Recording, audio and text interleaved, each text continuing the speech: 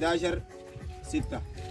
نحن من هنا نقول التحية للسيد القائد والتحية للسيد قائد ثاني والتحية لقادات ميدانيين وضباط صف وجنود. السلام عليكم ورحمة الله.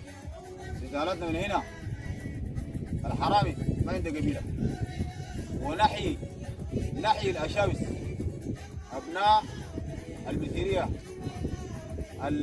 في الحدث الامبارح اللي حصل في طريق هنا طريق الفولة القضية. دي الناس حرامية روحوا قتلوا لهم ناس أبرياء، ونحيي الناس اللي جو فاتحين الأشاوس وجا حصلوا الحرامية وغضوا على الحرامية وشالوا العربية ورجعوا. نحن نحييهم والله. نحن حقيقة يعني كده نحن يعني نتكلم بكل صيغة ونتكلم بكل أمانة. الحرامي ما عنده قبيلة. نحيي جماعة، أحيي الشباب دول أخواننا.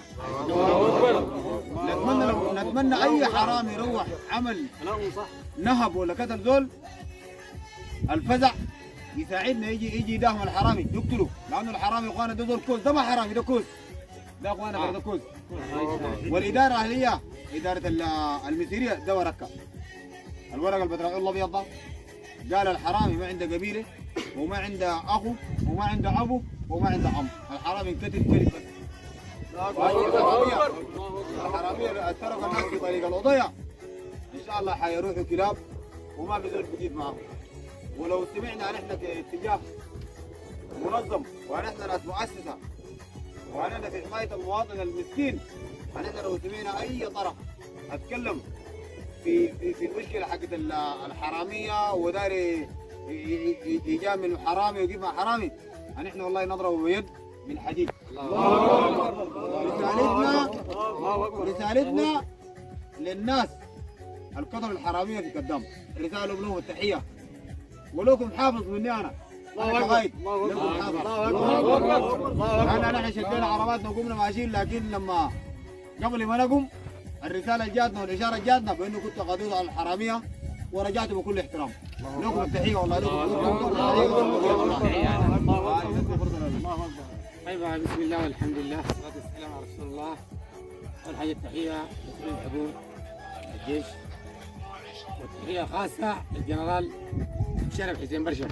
الله أكبر الله أكبر. الرجل الأصيل وهو ربنا سبحانه وتعالى ذاته على يحكي في هذه البلد ويحسسنا حمية للمواطن، وجوده كله للمواطن. وهنا بنحيي اخواننا ولد السلامات الذين غضوا على الحرامية من بعد. ونحن اخواننا والله الان وقفتنا دي ما كنا اي الوطن من اجل المواطن.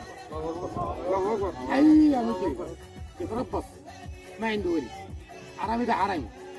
بعد اخواننا ده اي زول الكلام ده ما يعرفوا زول عنده ولد حرامي يقرعه خلى ولده ما يتحرك وقع في جريمه يتحمل مسؤوليته. والسلام عليكم.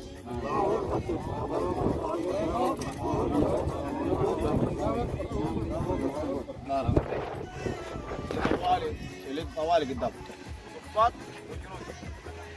انا اقول لكم طبعا الشغل جاء شوف الخريف ده ودي البدايه شايف الشغل جاء خلاص الشغل جاء. وعنينا يا فلول يا فلول يا الله جاهزين لو بطاط بس طاقة طبيبة ان شاء الله. وانا في الميدان جو الله اكبر الله اكبر. خطف قدام بس.